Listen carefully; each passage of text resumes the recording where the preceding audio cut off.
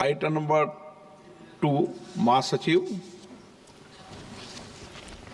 Sir, I have to report a message received from Rajya Sabha regarding association of one member from Rajya Sabha with the Committee on the Welfare of Scheduled Castes and Scheduled Tribes. Item number 3, Bharat के संविधान की 75 वर्ष की गौरवशाली यात्रा। मैं इसलिए दोबारा सब्जेक्ट बोल रहा हूं ताकि बोलते समय सभी मान्य सदस्यों को ध्यान रहे कि किस विषय पर हम चर्चा कर रहे हैं। श्री किरेन रिजिजू जी।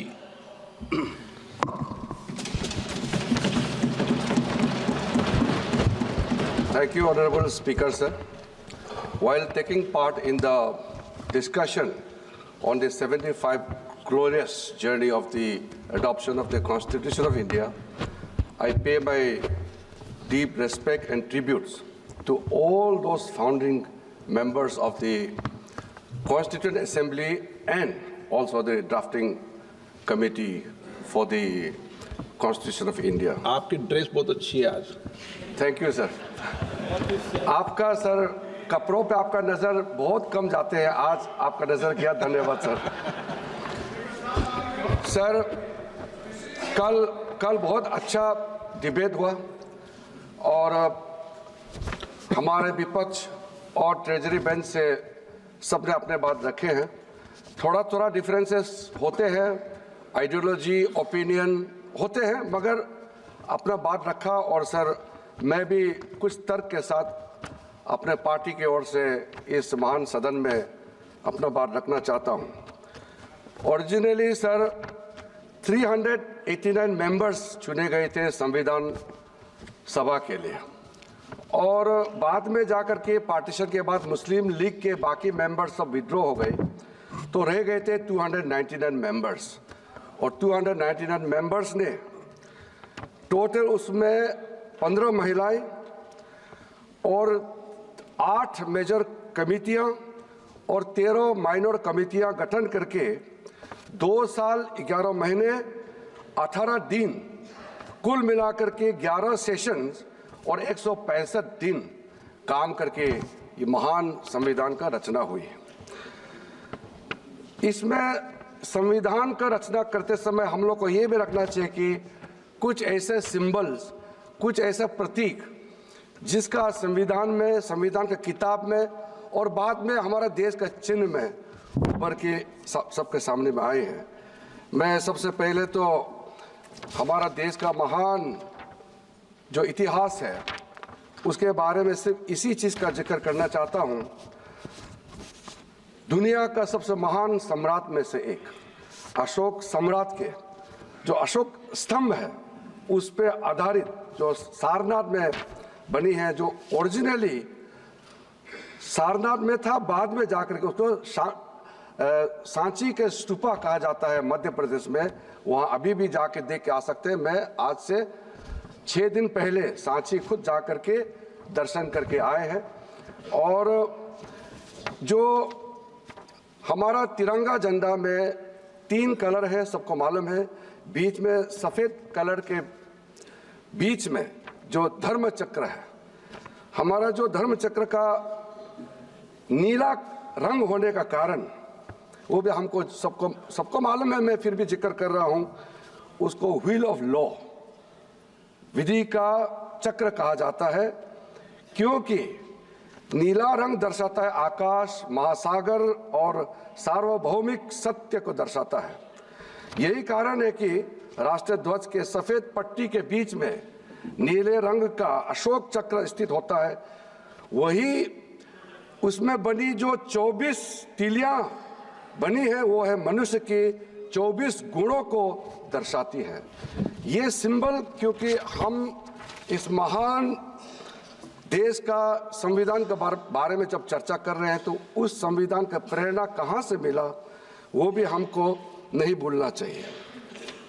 बाबा साहब भीमराव अंबेडकर एक जब लोकतंत्र के बारे में बात करते करते उन्होंने कई बातें कही। एक कोट मैं आपके सामने में पेश करना चाहता हूं। बाबा साहब ने कहा था, the institution where there are many rules for motions, resolutions, quorum, voting, and counting of votes, Lord Buddha got this inspiration from the political systems of that time. उन्होंने मॉन्क का यूनियन को पार्लियामेंट ऑफ इंडिया से compare किया। और sir, बाबा साहब ने जब अपना संविधान का रचना का ड्राफ्ट करने का शुरू किया, उसमें कई कोट्स है। मैं कुछ देर में कुछ कोट्स को आपके सामने में पेश करना चाहूँगा। फिलहाल सर, कॉन्स्टिट्यूशन स्पिरिट, जिस स्पिरिट से हम आज तक 75 वर्ष पूरा हो गए हैं, उसमें लिखा हुआ जो शब्द होते हैं, उसके अलावा संविधान का जो स्पिरिट है, उसको भी हमने कैसे मानते हुए आगे चलने का काम किया है।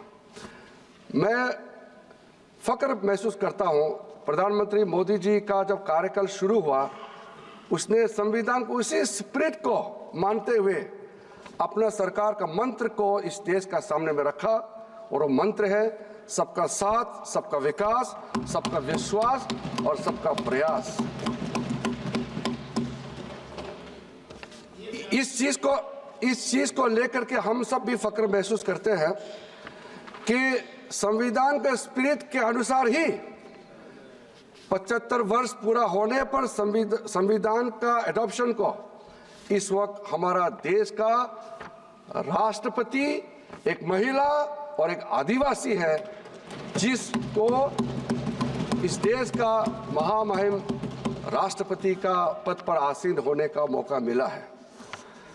मैं जब बाबा साहब अंबेडकर को कोट करता हूं, तो मैं ये मानता हूं कि ये मैं एक अधिकार के रूप में कोट नहीं कर रहा हूं, मैं दायित्व के हिसाब से मैं बोल रहा हूं। क्योंकि अगर बाबा साहब अंबेडकर का वो स्पिरिट संविधान में नहीं होते, तो मैं भी आज इस महान सदन में कभी भी नहीं होते। मैं एक ऐसे क्षेत्र से आया हूं, मैंने एरोप्लेन पहले देखा है, गाड़ी बाद में देखा है, क्योंकि मैं सांसद बनने के बाद ही गाड़ी का रास्ता बनाना शुरू हुआ। हमारा प्रदेश में कई गांव में 7-7, 8-8 दिन हम लोग पैदल चलते थे। और जब मैं आदरणीय प्रधानमंत्री जी ने मुझे उस जगह में बैठने का मौका दिया जिस पद पर बाबा साहब भीमराव अंबेडकर बैठे थे, जब मैं इस देश का कानून मंत्री बना, मैंने सबसे पहले उस कानून मंत्री के पद में बैठने से पहले ये समझने का कोशिश किया कि बाबा साहब अंबेडकर क्या चाहते थे, क्या क्या चीज और उसके सोच मन में था जो नहीं कर पाए, और उसने अपना कार्य पूरा करने से पहले क्या क्या चीज उन्होंने आरंभ किया। वो सुबह मैं कानून मंत्री के पद पर जाने से पहले सबसे पहले मेरा मन में यह आया कि बाबा साहब भीमराव अंबेडकर इस देश का पहला कानून मंत्री तो बना, लेकिन उन्होंने इस्तीफा क्यों दिया, इसका चर्चा लोगों के सामने में अक्सर नहीं होते हैं। जब कोई इंसान किसी पद से इस्तीफा देते हैं, उसका बड़ा कारण होता है, वो भी बाबा साहब भीमराव अंबेडकर जैसे, जिन्होंने महान संविधान का रचना किया। इसको हम आर्किटेक्ट ऑफ इंडियन कॉन्स्टिट्यूशन के नाम से जाने जाते हैं, और इतने कम समय में कानून मंत्री के पद से क्यों इस्तीफा दिया। तो मैंने ढूंढ करके वो पत्र जो बाबा साहब भीमराव अंबेडकर ने पंडित नेहरू जी को लिखा, जो प्रधानमंत्री थे, उस पत्र को मैंने पढ़ा है। अब मैं पत्र को, लंबा पत्र है, पूरा जिक्र नहीं करना चाहूँगा, और उसका पत्र में 1 पॉइंट से 2 पॉइंट से वो भी मैं कुछ देर में मैं जिक्र करूँगा। अभी मैं सबसे पहले इस बात से मैं शुरू करूँगा कि आप हो या हम सब फक्र महसूस करते हैं इस देश का नागरिक होने का, क्योंकि हमारा देश का संविधान दुनिया का सबसे बड़ा संविधान ही नहीं, दुनिया का सबसे खूबसूरत संविधान भी है। उस संविधान में सब कुछ है। मैंने बीते सालों में दुनिया का कई संविधानों का भी मैंने परखने का कोशिश किया है, प्रावधानों का भी, और हमारा संविधान का प्रावधानों को भी मैंने बारीकी से देखा है। इसीलिए मैं कह सकता हूं, इसमें पार्टी उस पार्टी इस पार्टी का सवाल नहीं है, हम सब भारतीय हैं, और इस संविधान को लेकर के हम लोग गौरव महसूस करते हैं। इसमें बाकी का तो छोड़ दीजिए, मैं एक दो जो आर्टिकल का स्पिरिट को मैं जिस स्पिरिट को जिक्र किया था सबसे पहले, उसको ये अंगीकृत किया गया था आर्टिकल 15। आर्टिकल 15 में किसी भारतीय को, चाहे कोई धर्म का हो, कोई जात का हो, बच्चा हो, बूढ़ा हो, औरत हो, मर्द हो, कोई सवाल नहीं, हर एक भारतीय को बराबर का दर्जा देने का सबसे पहले आर्टिकल 15 में जिक्र किया गया है। फिर उसके बाद आर्टिकल 16 में, अनुच्छेद 16 में सबको बराबरी का मौका देने का, इक्वालिटी इन अपॉर्चुनिटी, इसका भी वहां मेंशन किया गया है। फिर माइनॉरिटी का हम लोग बात करते हैं।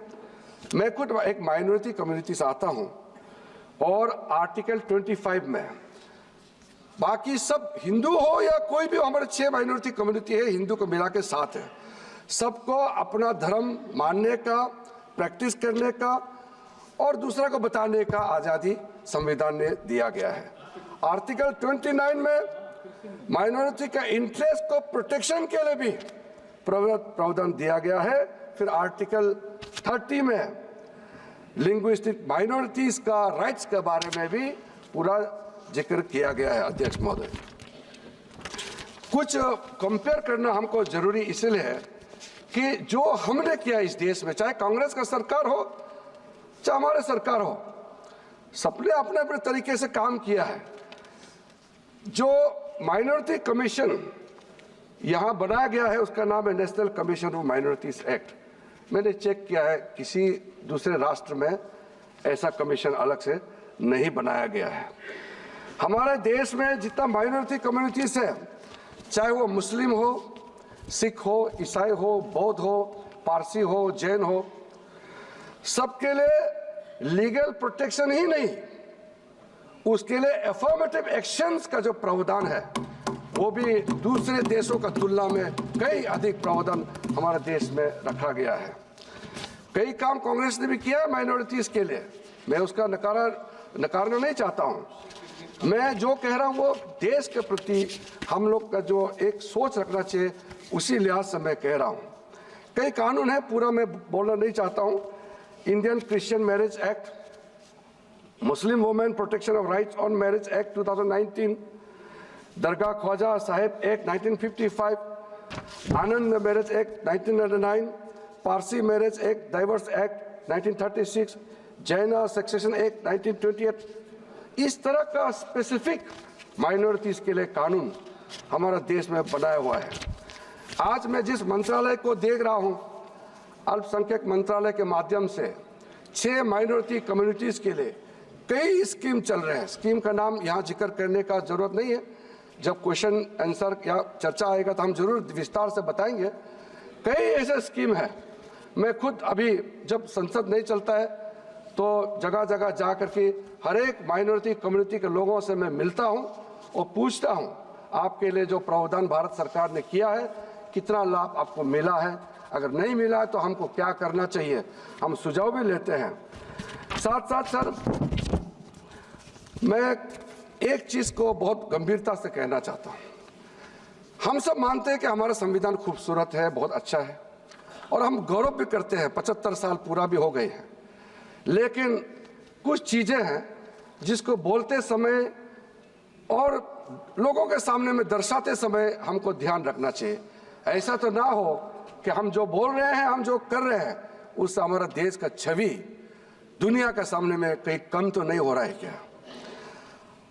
आप सोच के देखिए, हम जब से आजादी प्राप्त हुई तब से वोटिंग राइट से लेकर के जो प्रावधान मैंने गिना है सबके लिए है। आपको पता है अमेरिका में हमारे जो ब्लैक्स जिसको कहते हैं रंग वाला, उनको वोटिंग राइट 1965 में मिला। इसलिए मैं कह रहा हूं ना, वहां उस समय बोलते थे, वही बता रहा, आप ध्यान से नहीं सुना।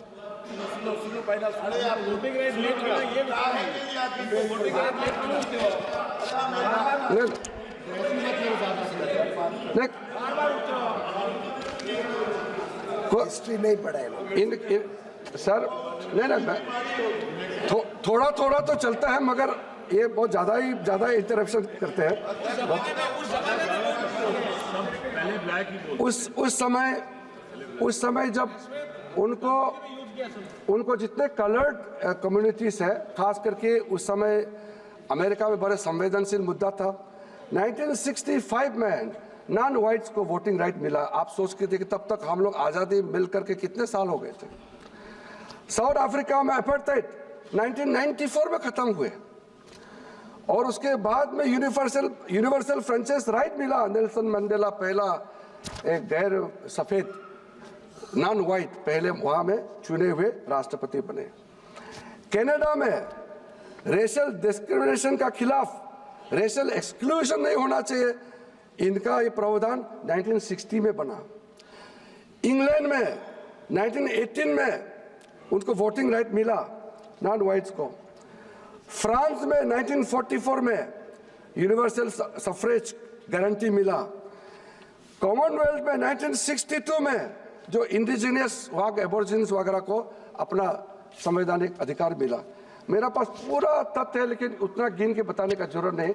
मैं इसलिए बता रहा हूँ, हम लोग को तो जब आज़ादी मिलते ही ये सारा अधिकार हमारे देश के हर एक नागरिक को मिला हुआ है।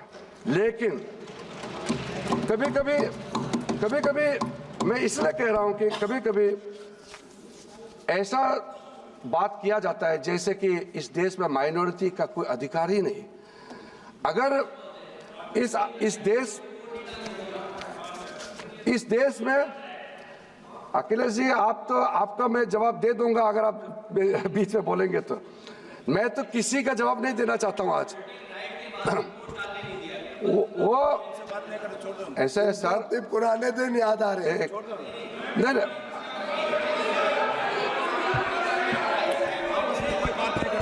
सर मैं अखिलेश जी को मैं जवाब नहीं देना चाहता हूं क्योंकि उनको जवाब देंगे तो फिर वो मुश्किल में पड़ जाएंगे। समाजवादी का समय में उत्तर प्रदेश में क्या हालत था सर। मैं सर ये बात सर मैं माननीय मंत्री जी बोलिए। सर जो नैरेटिव क्रिएट किया जा रहा है मैं आपके सामने में बोलना चाहता हूं सर।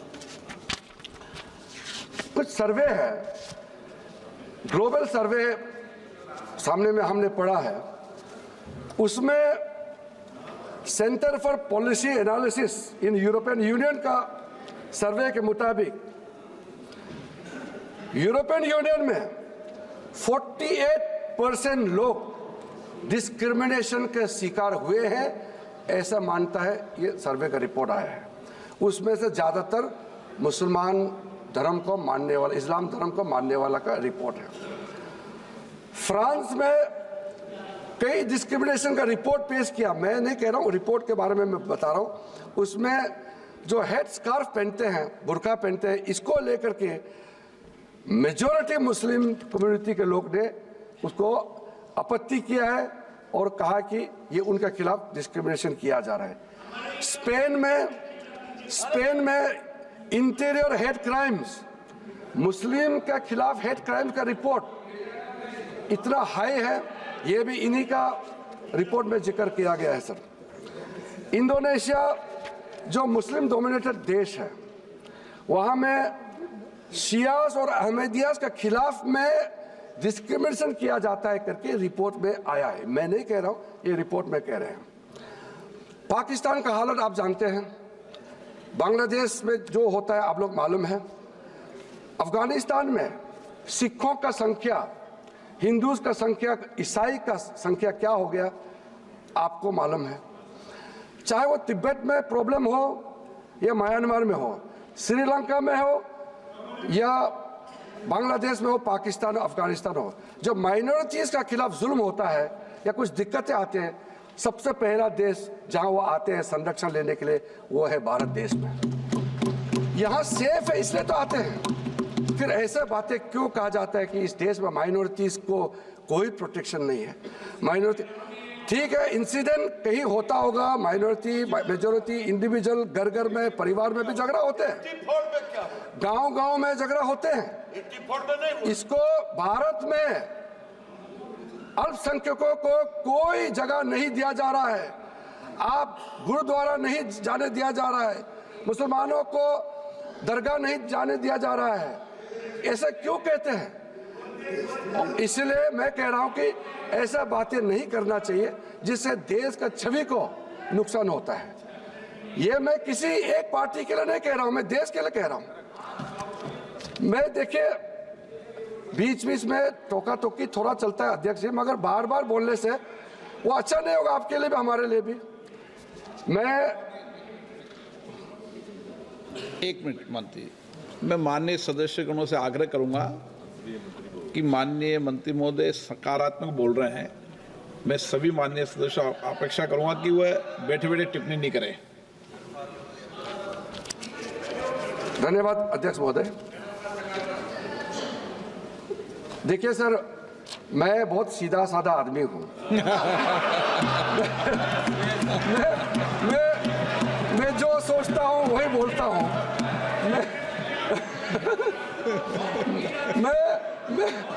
मैं बहुत सीधा साधा आदमी हूं। मैं जो सोचता हूं वही बोलता हूं। मैं संसदीय कार्य मंत्री के रूप में आपसे लगातार संपर्क करता हूं। आपको अगर पसंद नहीं आता है तो कम से कम आप लोग झेलना पड़ेगा कुछ सालों तक। तो हमसे ही बात करके मिलके काम करना पड़ेगा। आप और हम एक ही हैं, पार्टी अलग है। अगर जब मेरे साथ काम करने का सहन शक्ति खत्म हो जाएगा तब आप प्रधानमंत्री जी को बता दीजिए कि आपके पास अभी सहन नहीं कर सकता है मेरे साथ काम करने का। तब तक तो काम करना पड़ेगा। मैं आपके लिए भी करता हूं, अपने लिए भी करता हूं। इसलिए ज्यादा टोका टोकी मत कीजिए, थोड़ा शांति से सुनिए। सर, बाबा साहब अम्बेडकर के बारे में कल कई लोगों ने जिक्र किया, इसलिए मैंने भी शुरू में कहा कि बाबा साहब भीमराव अम्बेडकर नहीं होते तो हम जैसे कई लोग इस सदन में चुन के कभी नहीं आते हैं।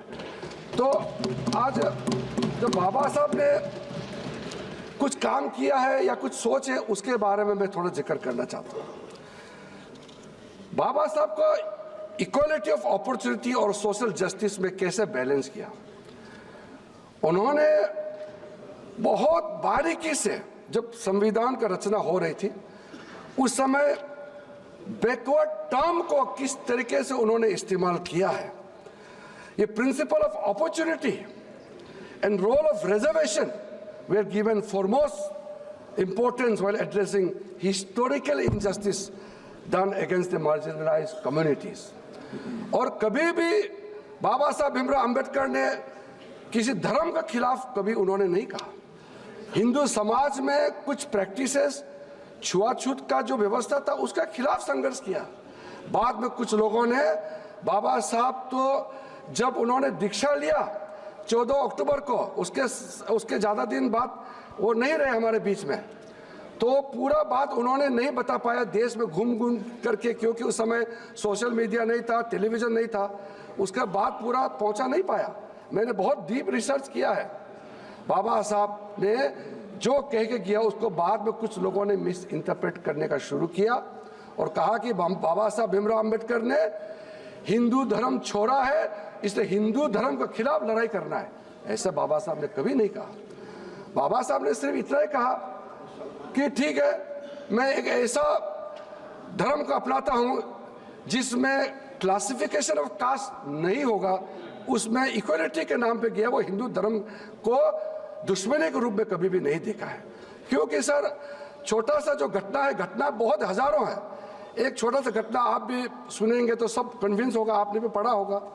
इंग्लैंड से जब, अमेरिका से पहले वो पढ़ के जब वापस आए, अब सूरत में, बड़ौदा का महाराजा के वहाँ में उसको नौकरी करना था, क्योंकि वो स्कॉलरशिप का एक कंडीशन था। तो वहाँ जाकर के उन्होंने जब काम करने शुरू किया तो बैठने का जगह नहीं था, तो एक गेस्ट हाउस, टूटा फूटा गेस्ट हाउस में रुकने के लिए उन्होंने रिक्वेस्ट किया। वो पारसी लोगों के लिए गेस्ट हाउस बनाया था, तो अंबेडकर को वहाँ रहने नहीं दिया। तो उन्होंने कहा कि आप तो पारसी हैं, आप छुआछूत में आप विश्वास नहीं करते हैं, मुझे कुछ दिन रहने दीजिए। लेकिन कहा कि नहीं, आप हिंदुओं में छुआछूत है तो हमारे लिए भी आप यहाँ नहीं रह सकते हैं। फिर एक क्रिश्चियन दोस्त जो लंदन में उसके साथ पढ़े, उसके पास गए, उनको कहा कि आप तो ईसाई हैं, आप क्रिश्चियन हैं, आपको यहाँ छुआछूत नहीं होते हैं, मुझे एक कुछ दिन के लिए आपको यहाँ रहने दीजिए। तो उन्होंने कहा कि देखिए मैं आपको रहने दूंगा, मगर आपको अगर मेरा बगल घर में रहने दूंगा तो मेरा सारा बिजनेस ठप हो जाएगा, कोई मेरा साथ काम नहीं करेगा, इसलिए आपको मैं रहने के लिए इजाज़त नहीं दे सकता हूँ। तो उसके बाद जब वो संभाजी नगर से आगे जाके अजंता फोर्ट देखने गए, आते समय संभाजी नगर में जो दौलताबाद फोर्ट है वो देखने गए अपने कुछ साथियों के साथ, टूटा फूटा गाड़ी में गई तो पूरा धूल हो गई। धूल साफ करने के लिए वहाँ छोटा सा तालाब था, तालाब में जब गए तो कुछ मुसलमान ग्रुप आए और कहा कि तुमने हमारा तालाब को छू करके क्यों गंदा किया है। उन्होंने कहा कि बाबा साहब ने कहा अभी रमज़ान चल रहे हैं और आप लोग मुसलमान में छुआछूत नहीं होते, तो ये पानी छूने से आप कैसे आप गंदे हो गए। कहा कि ऐसा कुछ नहीं है, आपने हमारे तालाब का पानी छुआ, आपको हम लोग सबक सिखाएंगे। तब बाबा साहब ने वो बड़ा वाक्य कहा, जो हिंदुओं के लिए अछूत है वो मुसलमानों के लिए भी अछूत है, ईसाई के लिए भी अछूत है और पारसी के लिए भी अछूत है। तब जाकर के बाद में बहुत लंबा कहानी मैं इतना नहीं कहूँगा, तब 1956 में दीक्षा भूमि में जाकर के उन्होंने बौद्ध धर्म का दीक्षा लिया है। तो इसमें किसी एक धर्म के खिलाफ बाबा साहब का नहीं रहा, उसका जीवन में कई घटनाएं हुए हैं।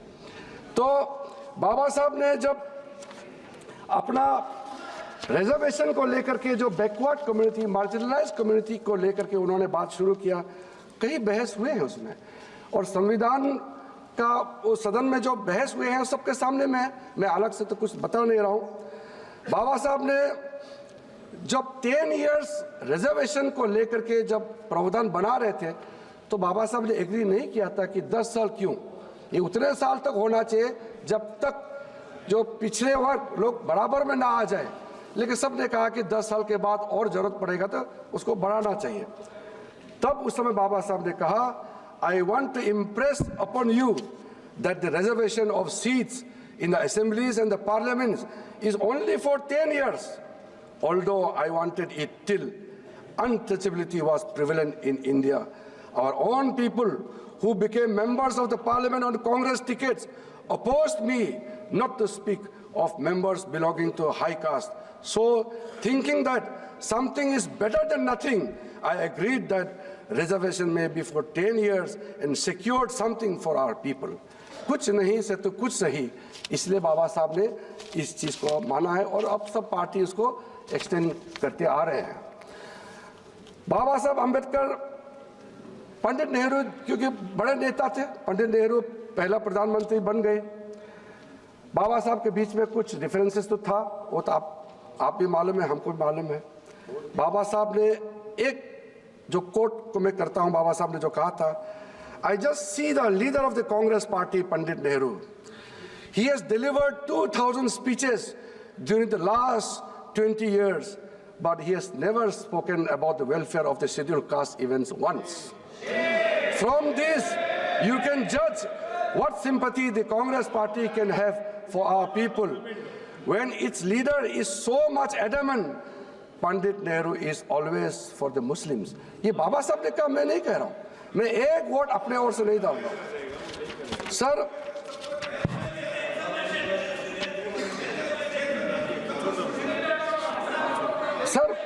बाबा साहब भीमराव अंबेडकर, अरे संविधान पे चर्चा कर रहे हैं, बाबा साहब के बारे में बात नहीं करेंगे तो किसके बारे में बात करेंगे हम?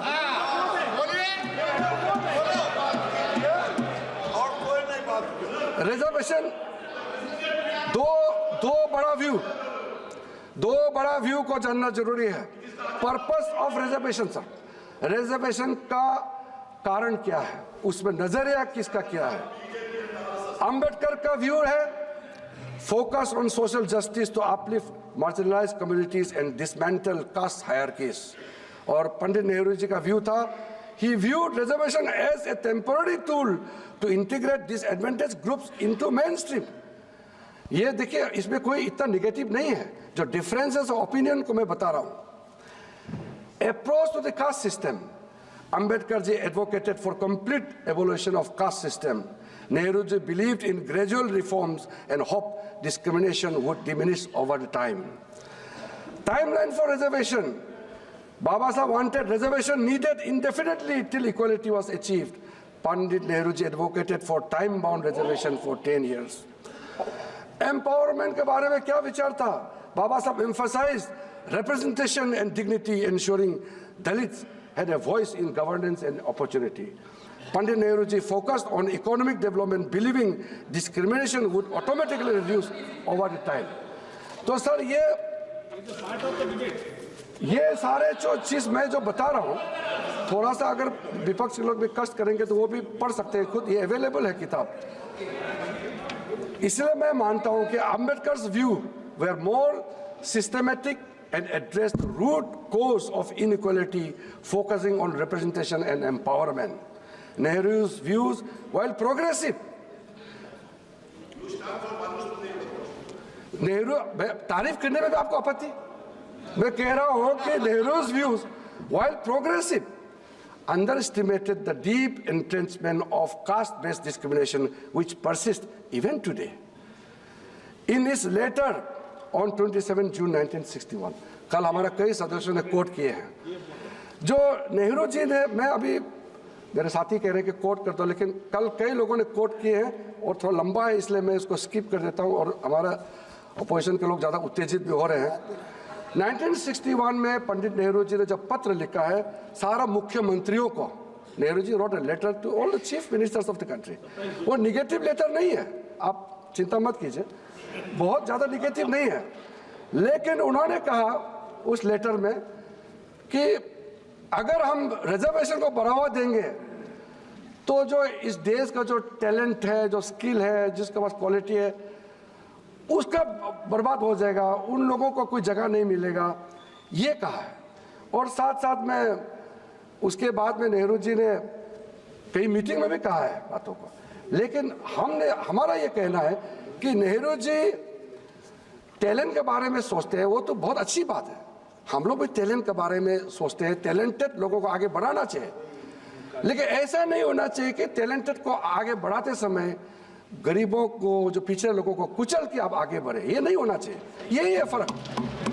आगे बढ़ाने तो आप भी चाहते हैं, हम भी चाहते हैं, लेकिन जो वंचित है, जो शोषित है, जो पीड़ित है, जो हजारों साल तक जिसको समाज में काम करने का मौका नहीं मिला, उनको कुचल के हम आगे नहीं बढ़ना चाहिए, यही फर्क है।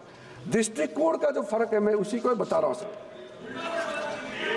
उसके बाद आगे सर, ध्यान से सुनो, आगे सर, अगर आप ऐसे ही कहेंगे तो मैं मंडल कमीशन वाला भी बोल देता हूं। मंडल कमीशन रिपोर्ट तो 80 में आ गए थे, लेकिन क्या जरूरत था 10 साल तक आपके सरकार, केलकर कमेटी रिपोर्ट पहले, आप लोग इतने सालों तक मंडल कमीशन के रिपोर्ट को हाथ नहीं लगाया, और जब विश्वनाथ प्रताप सिंह का सरकार बना, national front supported by BJP, BP Singh का समय में ही मंडल कमीशन का रिपोर्ट टेबल हुआ है, और उसके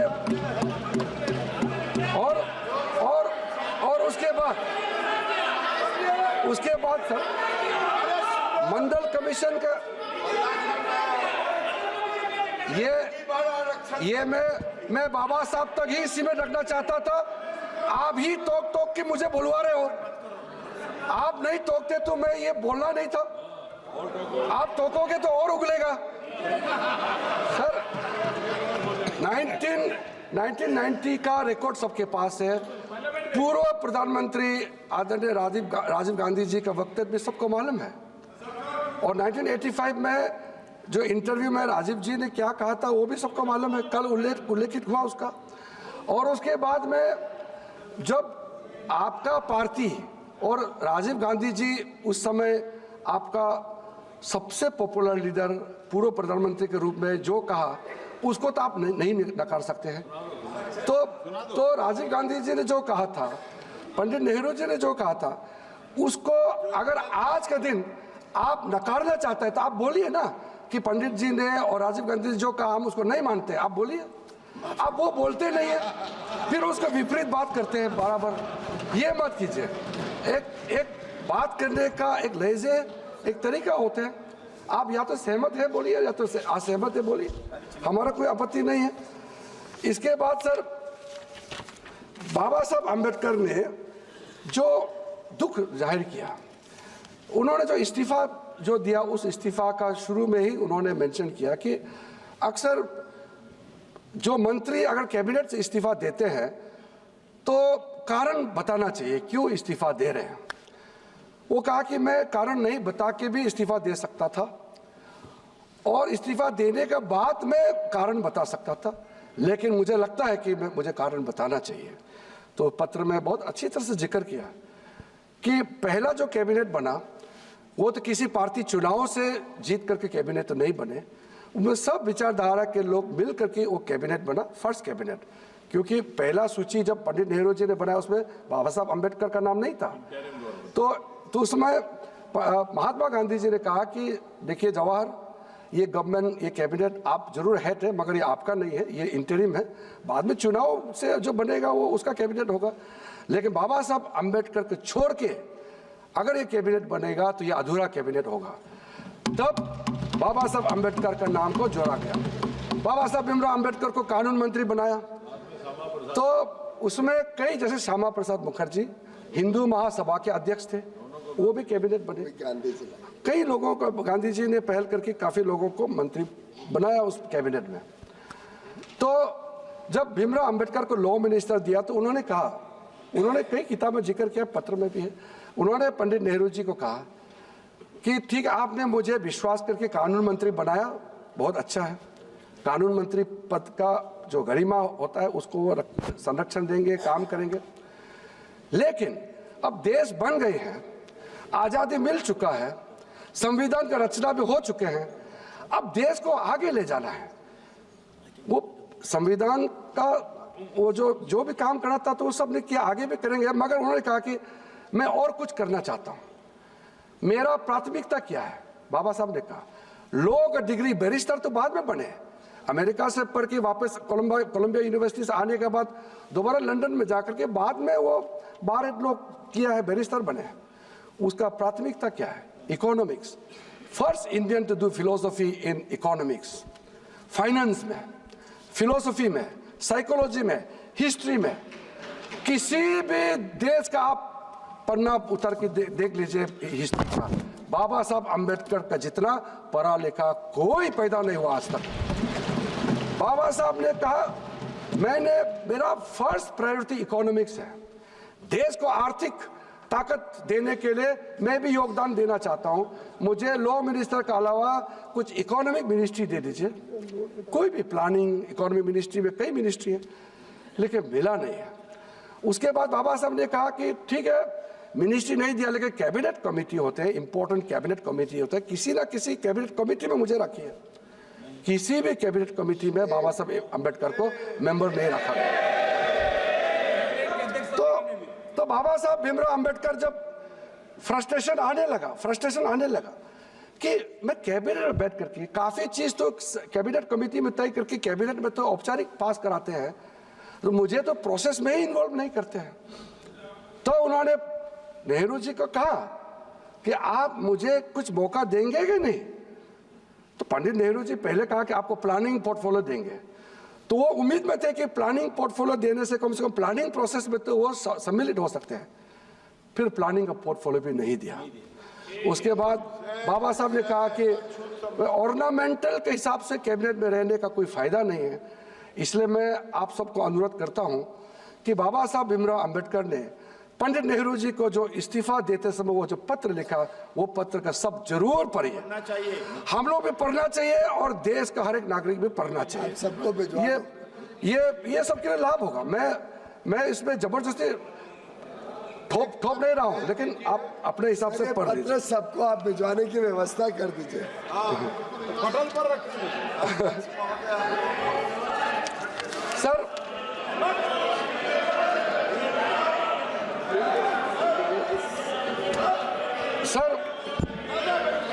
अब मैं कई मुद्दे हैं, हो गया आपका